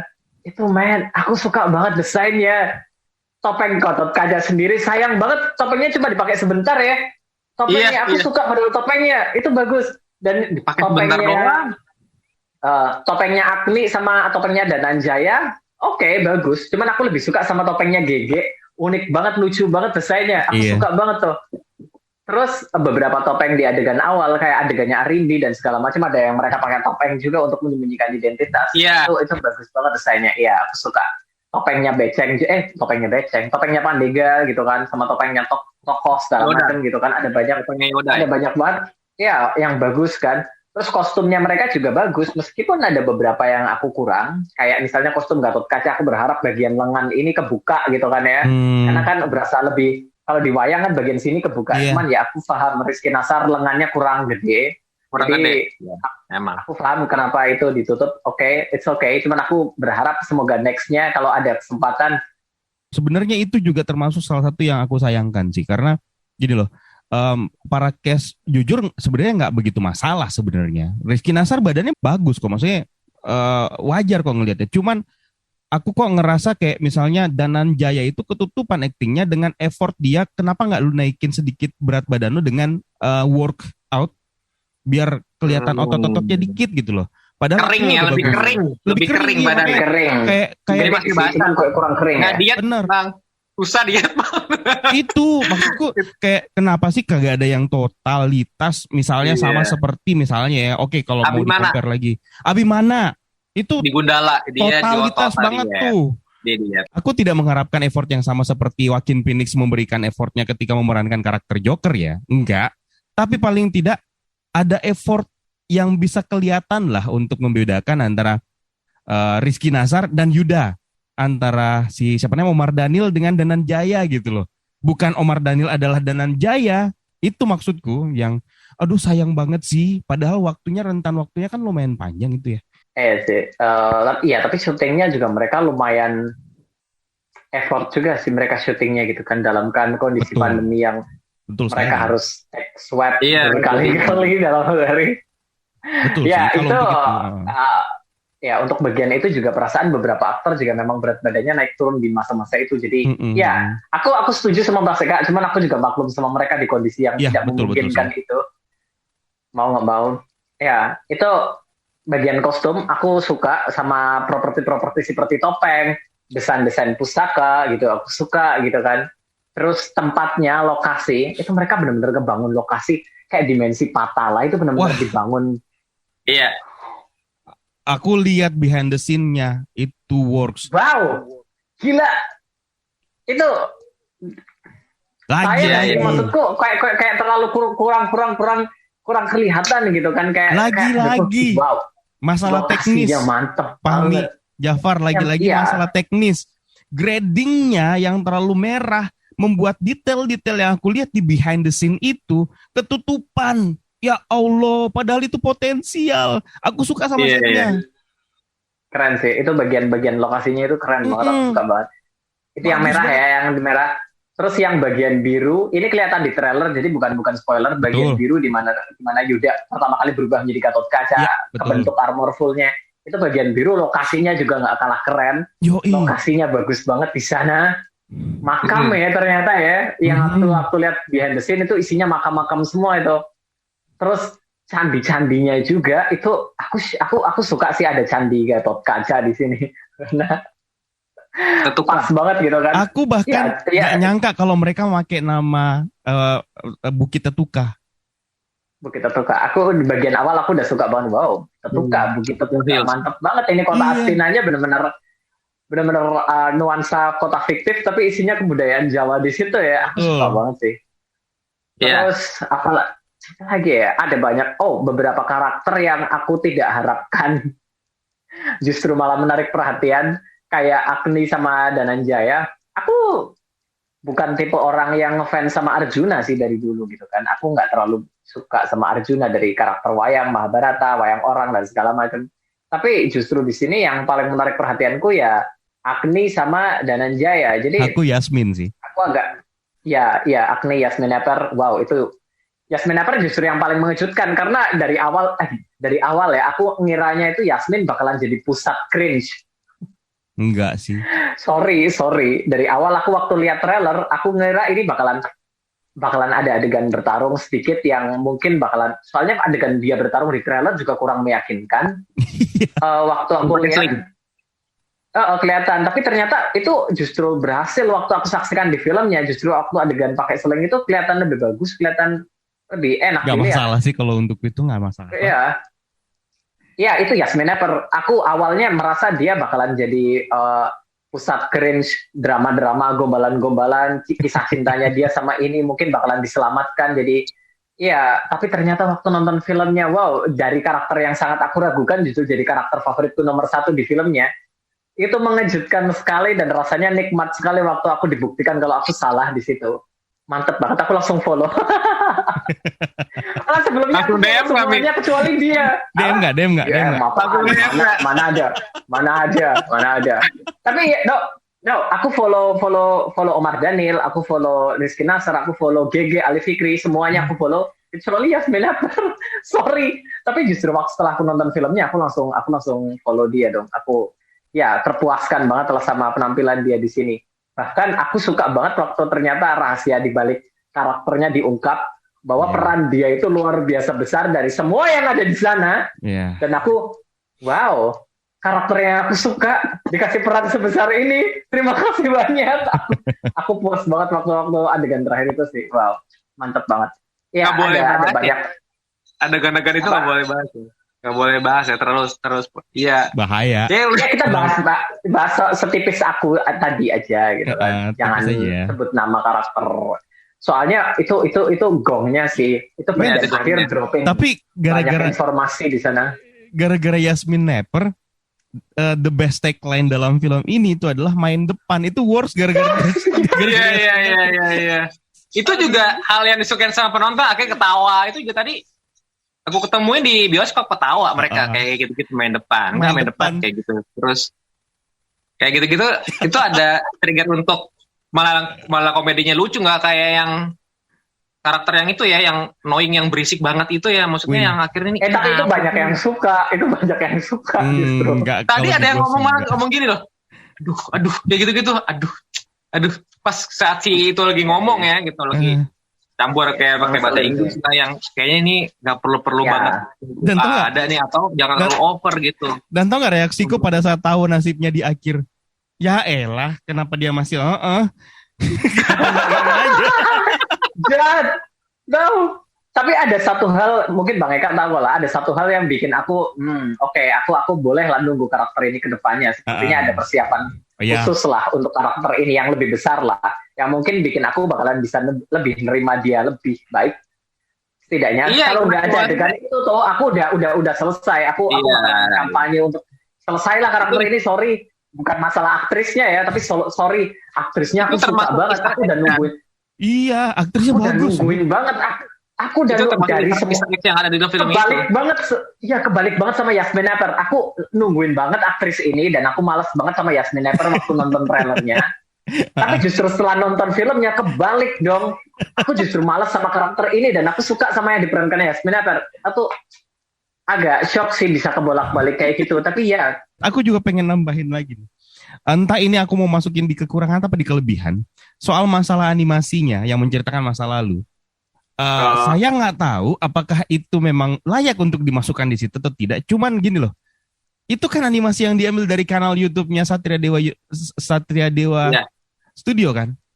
Kenapa ada beberapa tambahan, sekitar 25% tambahan plus lah. Dan aku rasa itu adalah bagian dari proyek motion comic yang harusnya dirilis di kanal YouTube-nya Satria Dewa Studio.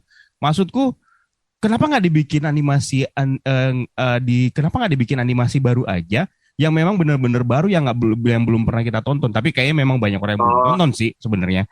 Cuman kalau di saya sih karena memang ngulik ya, dan ketemu sama motion comic itu ya, jadi ini kan yang di channel ada lagi gitu ya, kok ada lagi sih ini? Kok ada lagi ini kan channel YouTube-nya Satria Dewa Studio. Maksudku kenapa nggak effort untuk bikin animasi baru yang menceritakan ini kan sesuatu hal yang baru? Mereka memang sebenarnya sengaja nggak sih Bang untuk mereka lihat ini sebenarnya detail-detail ini yang memang sebenarnya bisa kita kulik di motion comic ini, nyambung ke film tersebut gitu. Aku sendiri makanya buat dijadikan media promosi gitu ya nanti ya.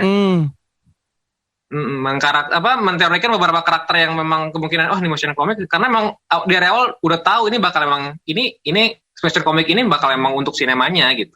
Karena memang ternyata terbukti kan gitu. Betul. Dimensi fatalnya sama. Aku sih pikirnya motion comic itu hanya untuk memperkenalkan dunia Gatot Kaca doang. Maksudnya dunia Satria Dewa Gatot Kaca doang, dunia Barata doang, perang Barata Yuda doang gitu. Tapi perang Barata Yuda ribuan tahun yang lalu ya. Ternyata itu panjang. Panjang, dan itu kan itu cuma ada 2 episode kan itu. Cuma ada 2 episode yang diupload di YouTube-nya. Berarti aku yakin ini masih ada extend video yang lainnya yang ternyata kita bisa lihat di sini di filmnya gitu loh. Nggak nyangka kalau itu ternyata bagian dari proyek film. Makanya aku bilang sebenarnya animasinya menarik untukku, menarik banget.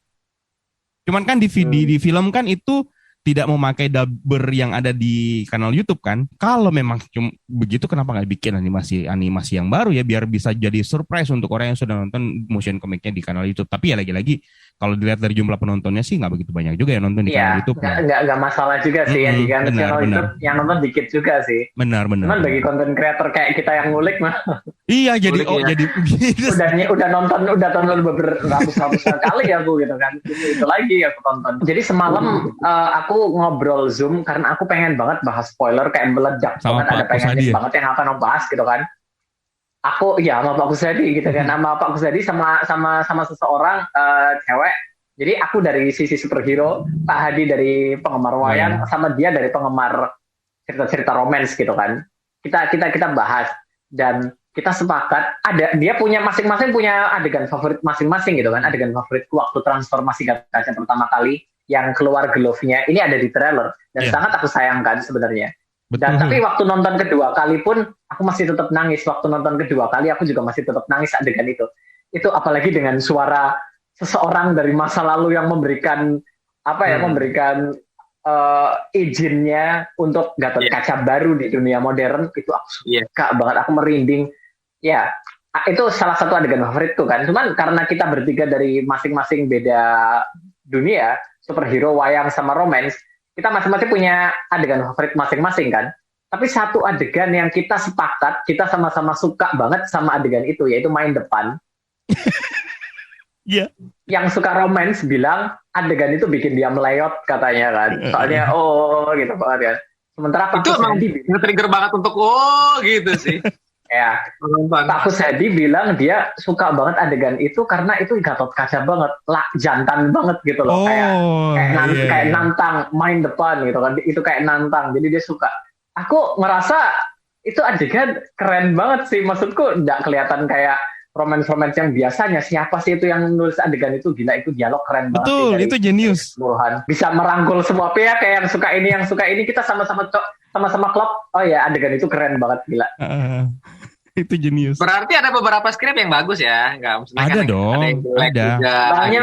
Banyak skrip yang bagus kok. Ada banyak skrip yang bagus kok. Cuman lagi-lagi makanya nggak bisa langsung disimpulkan bahwa ketika aku bilang skripnya keteteran terus semua skripnya tuh jelek, kagak juga, karena ada bagian yang bagus gitu loh. Maksudnya, ini pun lagi-lagi cuman masalah teknis doang yang kalau teksnya dieksekusi paling tidak bagus, itu jadi yang kekurangan tadi jadi poin plus gitu loh.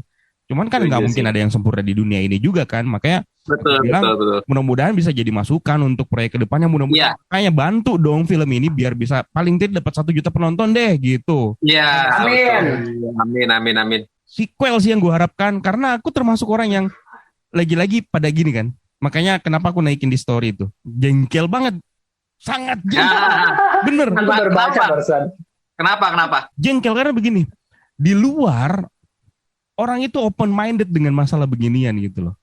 Kalaupun ada kekurangan dan segala macam, mereka tetap excited untuk membuktikan apakah iya, dan kalau memang nggak kebukti, bantah dong di kolom komentar. Yang pasti kalian ngebantah karena sudah nonton dong, iya kan? Dan itu nggak masalah.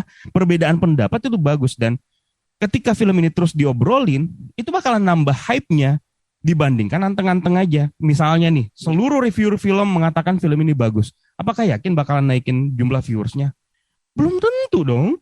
Tapi ketika ada konflik di tengah-tengahnya, ada yang nggak suka, ada yang suka, terus mereka debat dan segala macam, kan bakalan naikin hype orang-orang untuk buktiin deh kenapa sih pada ribut di media sosial kayak gitu. Iya guys, jadi daripada kalian sibuk di nge-DM nggak kelihatan gitu kan, mending di kolom komentar atau kalian nge-tweet atau kalian perlihatkan gitu loh obrolan kalian. Aku juga sering aktif. Gara-gara Satria Dewa Gatot Kaca, aku mulai aktif lagi di Twitter. Twitterku udah bersarang banget, udah nggak pernah aku buka. Aku banyak banget yang aku urusin ya, jadi aku nggak sempat lihat Twitter. Tapi aku mulai aktif lagi di Twitter gara-gara Satria Dewa Gatot Kaca. Ada banyak obrolan-obrolan sama beberapa teman kayak Mas Aswin Dafri. Kita ngulik beberapa karakter wayang ya kan, sama Pak Kusadi juga, sama Bibi Kantin. Ada banyak yang kita obrolin di sana. Tapi ya, mending kalau kalian mau ngebahas film ini, utarakan di tempat yang bisa dilihat oleh orang. Karena pendapat kalian pantas dilihat orang juga kok. Mau apapun pendapat kalian loh ya, apapun pendapat kalian. Asal benar-benar itu murni pendapat kalian tentang filmnya. Nggak ada tujuan dalam selimut gitu kan, ada tujuan apa di belakang gitu kan, ya kan? Dan Kan lebih aku baik yakin kayak kok, gitu kan. aku yakin kok setiap review maupun itu reviewnya negatif ataupun positif itu tetap akan berdampak sama filmnya karena itu sudah kebukti di beberapa film. Venom reviewnya jelek banget tapi pendapatannya tinggi tuh. Iya. Itu kan, itu dari luar. Nonton. KKN Desa Penari reviewnya banyak yang jelek tapi pecah rekor tuh. Jadi emang nggak menjamin. Maksudnya jangan di gara-gara orang reviewnya beda pendapat dengan kalian terus mengatakan bahwa nggak mendukung dan berusaha untuk menjatuhkan film ini.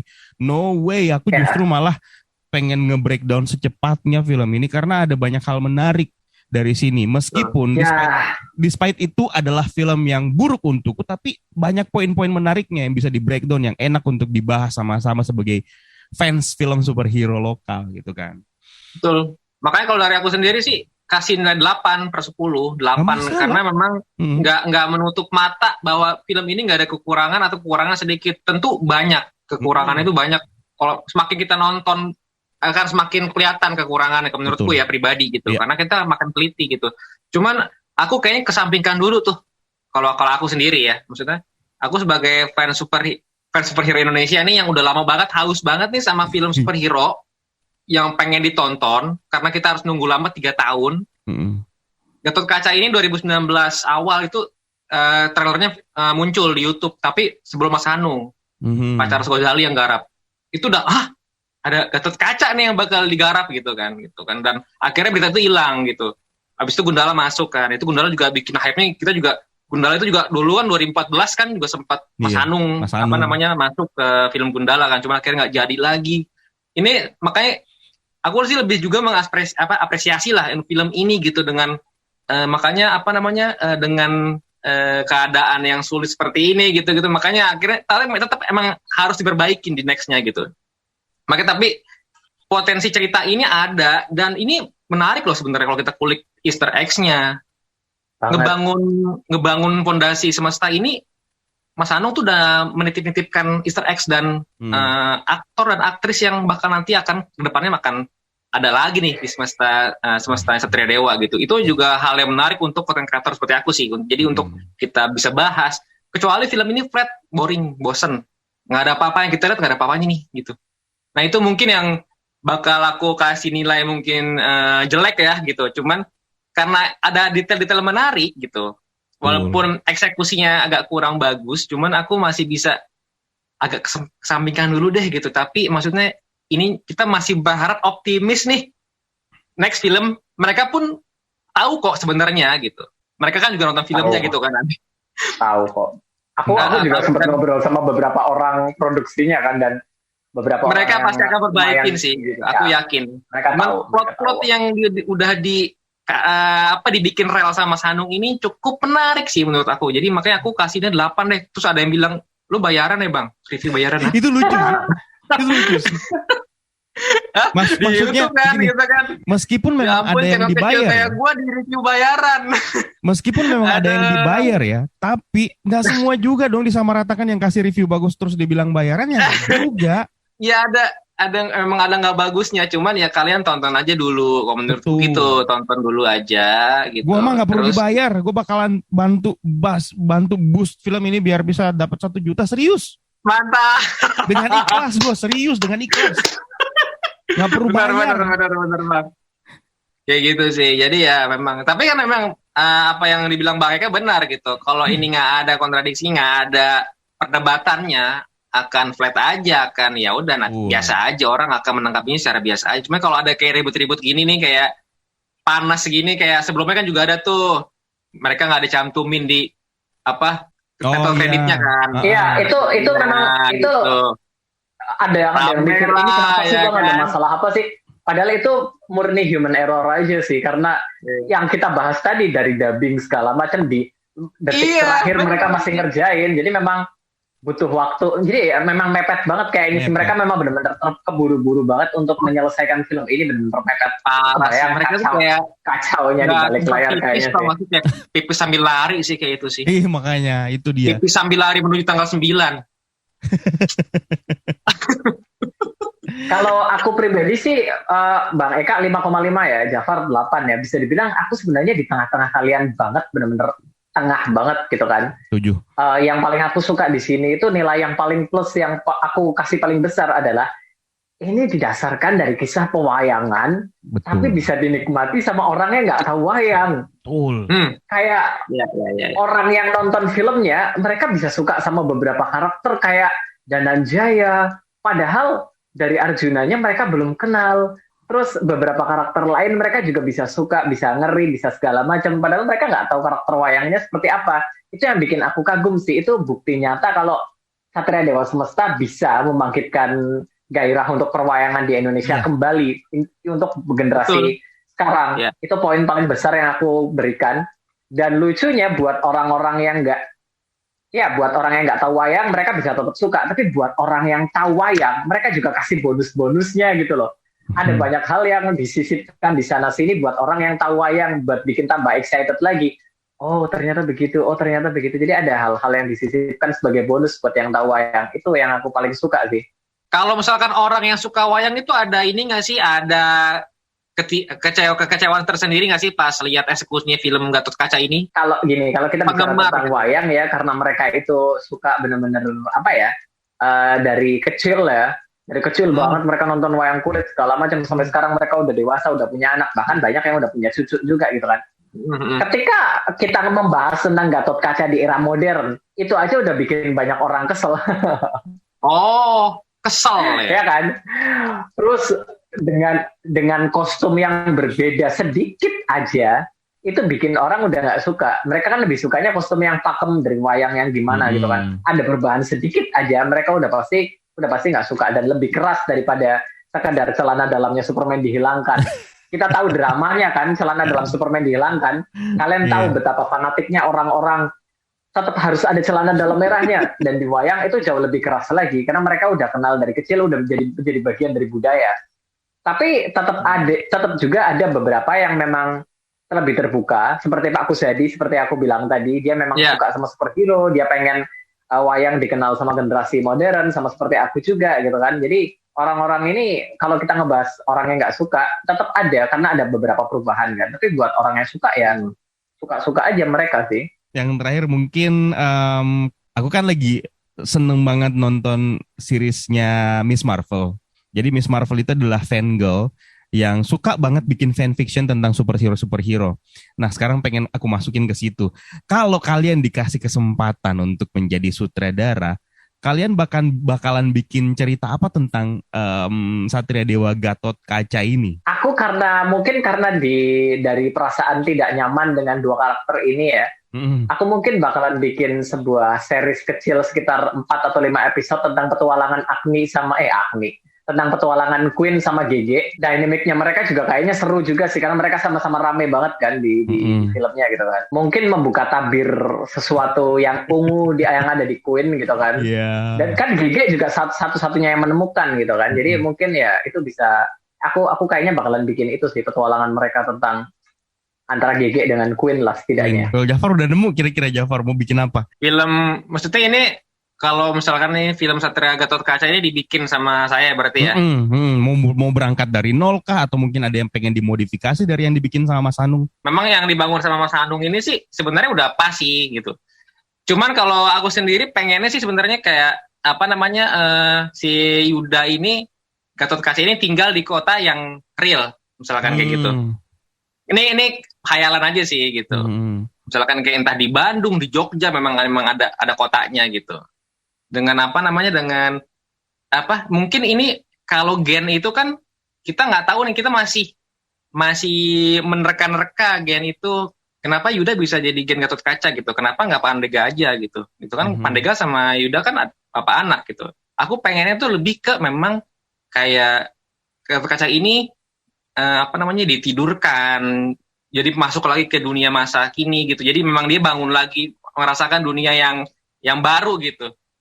Gatot ini jadi kayak kurawa-kurawa ini yang sempat tidur, entar ini mereka muncul lagi di masa kini. Ya mereka membuat misi tentang apa kayak gitu-gitu, lebih kayak gitu. Jadi memang realnya Gatot Kaca, cuman ini kayaknya pakem. Ini yang Mas Hanung juga pernah bilang ini nggak terlalu nabrak, nggak bisa. Jadi memang harus ada aturan lah kalau bikin kayak film model Gatot Kaca gini. Makanya dia hanya berani ngomong ini gen, bukan Titisa dan lain-lain gitu. Cuman kalau lebih berani explore lagi kan sebenarnya lebih bagus. Sebenarnya itu bisa dipakai juga untuk karakter lain. Ada satu karakter wayang yang sama seperti Aswatama sampai sekarang juga masih hidup diceritakan. Di Monyet Putih Hanoman itu diceritakan dia juga masih hidup. Aku pengen kalau itu belum ada. Yes, itu karakter wayang favoritku nomor 1. Jadi kalau misalnya memang Gatot Kaca kan nggak mungkin diceritakan dia dibekukan karena memang dia diceritakan udah mati gitu kan di zaman dulu kan. Udah ada Gatot Kaca. Ya makanya kalau kita rubah pakem itu, ngebelokin pakem itu kayaknya agak susah. Ya, tapi setidaknya itu bisa dipakai untuk karakter lain seperti Anoman. Itu ide bagus loh. Itu kayaknya bisa dipakai untuk, ya kan? Nama itu udah lama banget gak kedenger loh. Lagi pula Anoman itu kan petualangan. Jadi Anoman itu ada di kisah Ramayana dan Ramayana itu terjadi mungkin 100 tahun sebelum Mahabharata. Dan kalau nggak salah sih Anoman juga muncul di kisah Mahabharata, sempat ketemu sama Bima. Jadi harusnya bisa dimasukin Satria Dewa Studio dong. Harus dong. Ada koneksi ke cerita mereka. Terus juga diceritakan zaman sekarang juga ceritanya sama kayak Aswatama masih hidup. Gitu kan. Harusnya bisa dong. Dan kayaknya kalau cerita yang sekarang ini kayaknya yang masih hidup ini kayaknya kalau ini agak spoiler dikit ya, kayaknya ada nggak Aswatama doang ternyata kalau menurutku ya, tebakan ya, kayaknya ini nggak Aswatama doang yang sebenarnya masih hidup sampai sekarang gitu. Jadi kayaknya ada sebenarnya bukan turunan tapi ya itu memang dia gitu. Karena si A itu kan menyebutkan wahai ini gitu kan. Jadi maksudnya bukan untuk membicarakan ketitisan atau keturunan gitu. Karena dia kan jauh lebih tua kalau titisan. Kalau misalkan orang baru, kayaknya orang yang sama di masanya yang lampau. Kayaknya sih ada beberapa yang kayak gitulah. Kalau aku mau bikin fanfiction cerita, mungkin aku akan rombak konsep yang disajikan sama Mas Hanung. Tetap bakalan pakai konsep gen, keturunan, ataupun mungkin titisan juga nggak masalah. Tapi aku bakalan membuat, bener konsep Pandawa versus Kurawa itu memang beneran bukan cuma sekedar mitologi doang, tapi memang kejadian nyata. Tapi yang berkonflik adalah keturunan-keturunannya di era modern, namun semua keturunannya itu terlahir lovable gitu loh. Kurawa lovable, Pandawa lovable. Beda dengan di film ini kan kaum Kurawa diceritakan berandal kan, rebel kan. Nah itu yang langsung ngebedain. Aku harus berpihak ke Pandawa, tapi aku pengen buat keturunan mereka itu terlahir seperti biasa, terdidik seperti biasa, dengan baik semuanya, sampai akhirnya terlibat konflik yang mirip seperti Civil War. Jadi kita disuruh memihak antara Kurawa dan Pandawa. Bahkan itu bisa berpotensi menjadi twist yang, Ya, ada masalah. Ada itu kan? Gitu ya. Itu kan yang kita lihat rebelnya Kurawa. Iya, betul. Iya sih memang. Tapi ada sih yang. Tapi masalahnya yang organisasinya yang memang mereka langsung kelihatan disajikan gitu loh. Padahal bagus kalau menurutku sih, kalau saya mungkin akan saya bikin mereka semua berbaur jadi satu dan mereka semua adalah orang-orang yang lovable gitu, yang orang-orang yang benar-benar dicintai biar bisa memikat simpati kita dulu sampai akhirnya kita yang sebagai penonton terhianati pada saat terjadi Civil War. Gitu kan? Kayak kita disuruh memilih antara tim Kurawa atau tim Pandawa. Itu konsep promonya nggak kelihatan. Padahal lu bisa bikin kamu tim Kurawa apa tim Pandawa. Kayak gitu. Ya benar-benar ya. Jadi memang benar-benar ada yang pilih, tapi harus memang benar-benar dibuat ada alasan motivasi kenapa Kurawa itu dicintai oleh penonton. Nggak cuma sekedar menciptakan karakter yang dibenci itu kan gampang banget ya.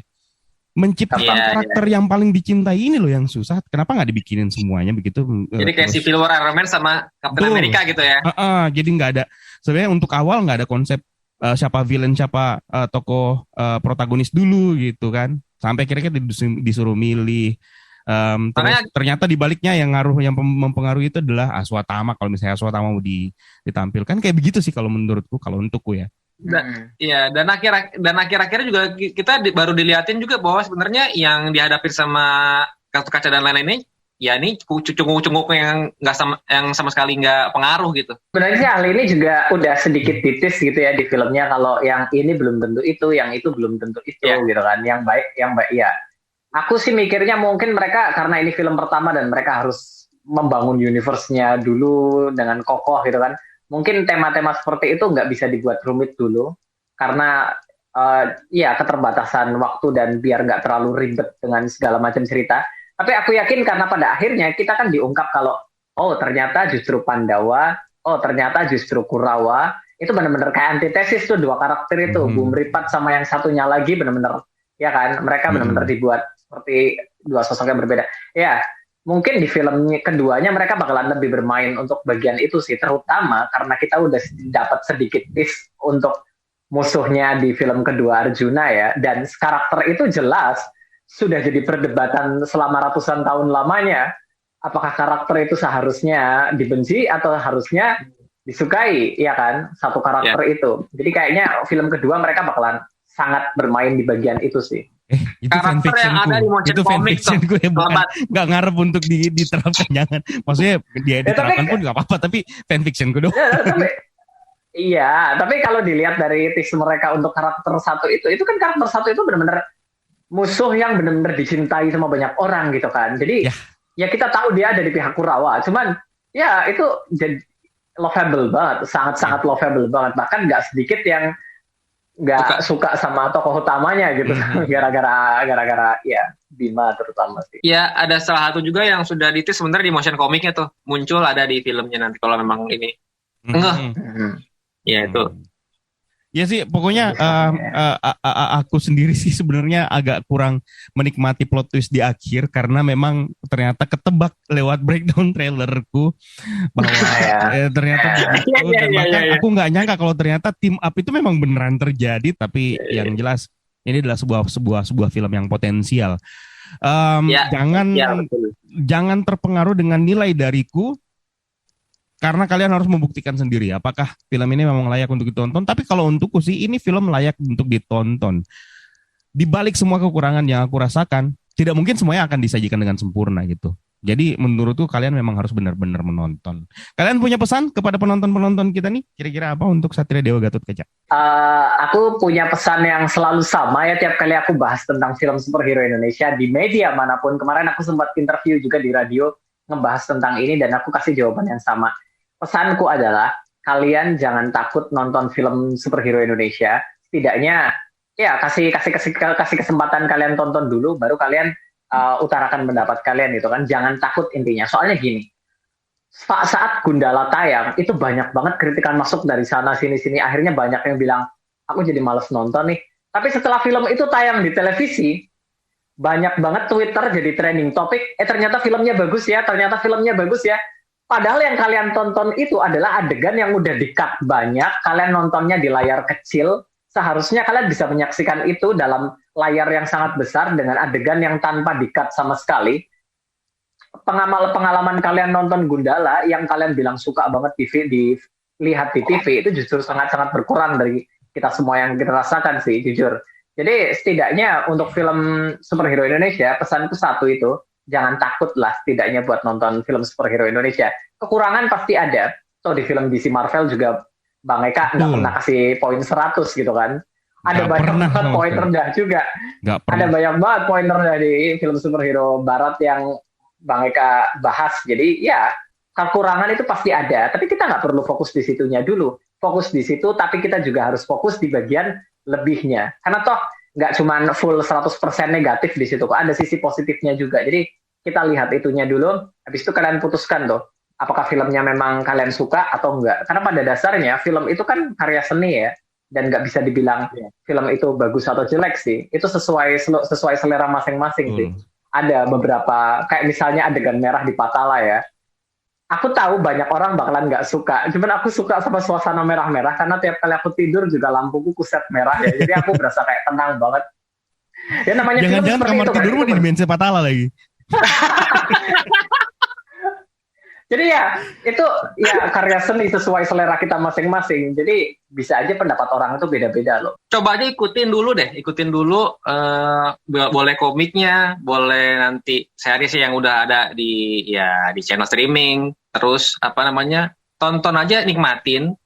Ini kita ada yang aku tahu tiga yang sekarang lagi memproduksi. Terus dari komiknya udah ada dari zaman dulu, ini dari Scalar Comics, dari Bumi Langit, dari Satria Dewa, yang mereka ini juga cukup matang kok untuk bikin suatu timeline cerita.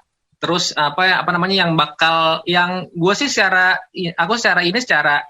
pikiran optimis sih gitu, bakal akan jadi bagus kok, akan jadi film atau series yang enak untuk ditonton, untuk diikutin sih gitu. Dan lagi-lagi jangan bicarakan yang jeleknya terus akhirnya lupa dengan yang bagusnya gitu. Bener. Kita sendiri juga ya bisa nilai lah, film-film luar juga banyak kurangnya juga. Kita harus jadi tuan rumah di negeri sendiri sih. Kalau aku sih debat aja silahkan. Biar film ini dibicarakan sama banyak orang. Iya. Nggak masalah. Itu adalah bagian dari dinamika untuk mempromot sebuah film gitu kan. Jadi debat, lu mau ngata-ngatain kita yang ngasih review negatif juga nggak masalah sebenarnya. Kalau kita counter pun juga nggak masalah kan, karena itu bagian dari untuk mengangkat hype ini. Biar film ini masih terus dibicarakan. Sayang, saya jujur saja agak sedih melihat di hari kedua saya cuma nonton bersama dengan beberapa orang yang sepertiga bagian bioskop terisi, nggak sampai sepertiganya bahkan. Itu agak miris, agak sayang sih. Untuk film-film yang bahkan ketika nonton Doctor Strange aja aku harus nunggu selama beberapa hari baru bisa dapat tiketnya gitu loh. Dan akhirnya aku jujur terpuaskan bisa ngobrol sama kalian. Terima kasih banyak buat Jafar, terima kasih juga terima kasih Bang Eka. Terima kasih. Thank you so much. Jujur aja mudah-mudahan ini bukan sesi terakhir kita untuk bisa ngobrol bareng lagi ya untuk tentang Satria Dewa Gatot Kaca, karena masih ada satu tahapan lagi, tahapan breakdown yang mungkin saya baru bisa melakukannya pada saat mungkin di minggu ketiga penayangan film ini, karena saya butuh waktu juga untuk menonton. Kayaknya bakalan nonton 2 kali lagi deh untuk breakdown. Wow. Iya serius, karena kemarin di 2 ini fokusnya ke hal-hal positif dan negatif tanpa fokus ke detail-detail yang sebenarnya udah ada beberapa yang sudah sempat ketemu sih. Cuman butuh lagi karena saya juga orangnya mulai dari nol, start dari nol masalah pewayangan. Jadi benar-benar butuh waktu, butuh effort untuk riset lagi. Apalagi masalah literatur ini kan yang susah di Satria Dewa Universe ini. Literaturnya itu yang agak susah. Kita tunggu aja, yang pasti aku masih tetap nunggu konten-kontennya Jafar dari Nonton Dulu dan juga konten-kontennya Fahmi di Jagoan Kancil. Terima kasih Bang Eka. Benar, kalau kalian pengen tahu semua tentang pop culture lokal, kalian ke channel mereka berdua aja. Instagramnya juga konten-kontennya bagus-bagus dan sangat informatif, terutama untuk kalian yang tidak pernah mengenal sama sekali masalah wayang, masalah Satria Dewa Gatot Kaca, kalian ke Jagoan Kancil dan Nonton Dulu aja. Di situ lengkap. Jadi terima kasih banyak buat kalian, Jafar, Fahmi, mudah-mudahan terima kasih Bang Eka. So, sampai ketemu lagi di edisi yang berikutnya. Oke, thank you Bang.